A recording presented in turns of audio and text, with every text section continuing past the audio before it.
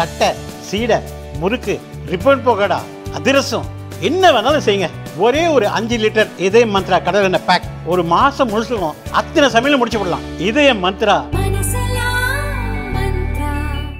தானியங்களோட இயற்கை சத்தும் சுவையும் மாறாம மாவு அரைக்க பெஸ்ட் ஆனது அல்ட்ராவின் பேட்டன்டட் கோனிக்கல் ஸ்டோன்கள் மட்டும்தான். அல்ட்ரா என்றால் ஆரோக்கியம். கோவை மாநகராட்சி பகுதிகளில் சிறிது நேரம் மழை பெய்தாலே மழைநீர் சூழ்வது தொடர்கதையாக உள்ளது. மழைநீர் வடிகால் வசதி போதிய அளவில் இல்லாத நிலையில் பாதிப்புகளை தவிர்க்கும் விதமாக வடிகால்களை மேம்படுத்த மாநகராட்சி முடிவு செய்தது.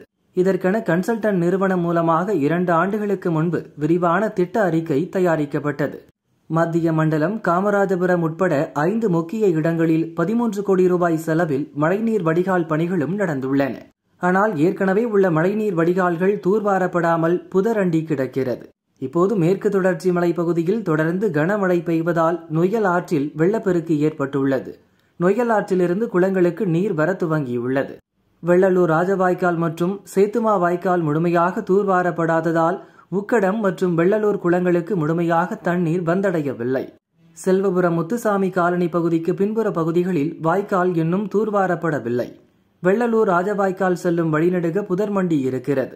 நாணல் புற்கள், ஆகாய தாமரைகள் வளர்ந்திருப்பதால் குளத்துக்கு தண்ணீர் செல்வது தடைபட்டுள்ளது. இதுகுறித்து மாநகராட்சி அதிகாரிகள் கவனத்துக்கு எடுத்து செல்லப்பட்ட நிலையில் இப்போதுதான் தூர்வாரும் பணிகளை துவங்கியுள்ளனர்.